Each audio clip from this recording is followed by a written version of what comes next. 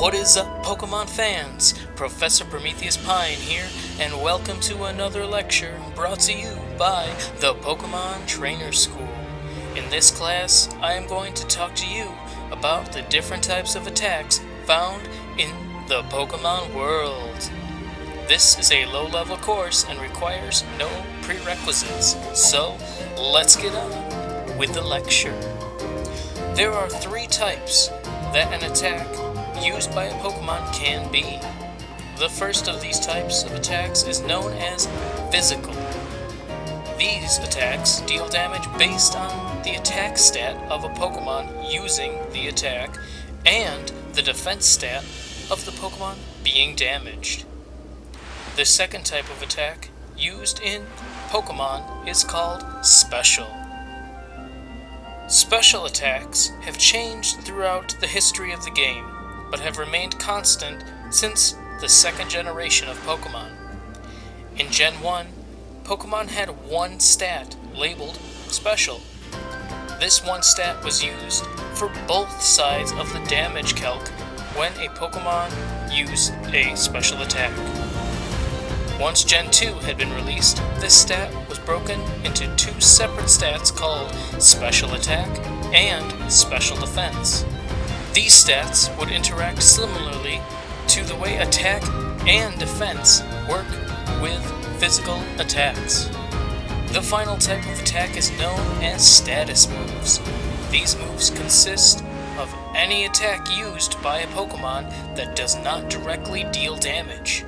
Status moves can have a variety of effects, such as changing the weather, boosting or lowering stats, and inflicting a status condition. The first property of moves are what is known as contact moves. Like it sounds, a contact move is a move that involves one Pokemon physically touching the opposing Pokemon.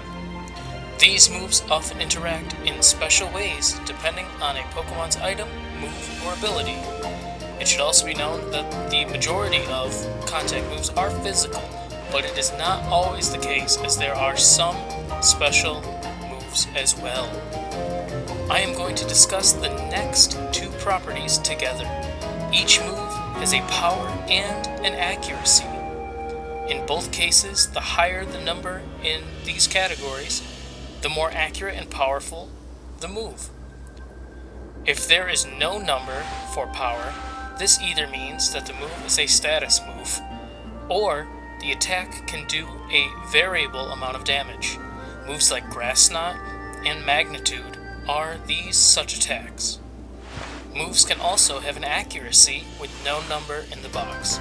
This means that the move will never miss, even if the Pokemon is highly evasive. Note, this does not apply to Pokemon that are semi-invulnerable, such as those in the sky or underground. Power Points, or PP, is the fourth property of all the moves in Pokemon. Each move is given a maximum number of power points, and with each use of the move, the points decrease. When the move reaches 0, that move cannot be used until the points are replenished, such as with some berries or healing your Pokemon at a Poké Center. If the moves available to a Pokemon are drained of PP, they'll be forced to use the move Struggle. Another aspect of all moves is a property known as priority. Moves with a higher priority will be performed first, and moves in the same priority bracket will be used in order based on the speed stat of the Pokemon, with higher speed Pokemon attacking before lower speed Pokemon. The screen shows the priority bracket as of Generation 8.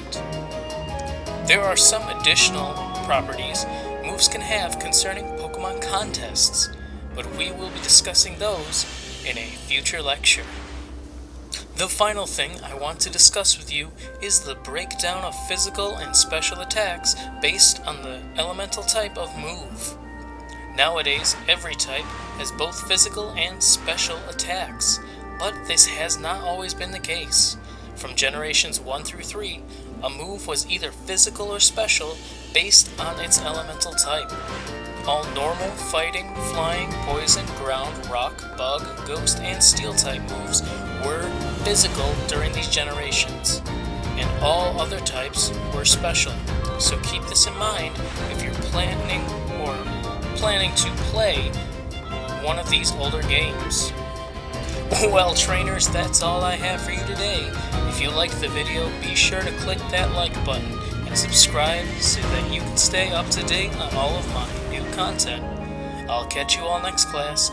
Professor Prometheus Pine, out.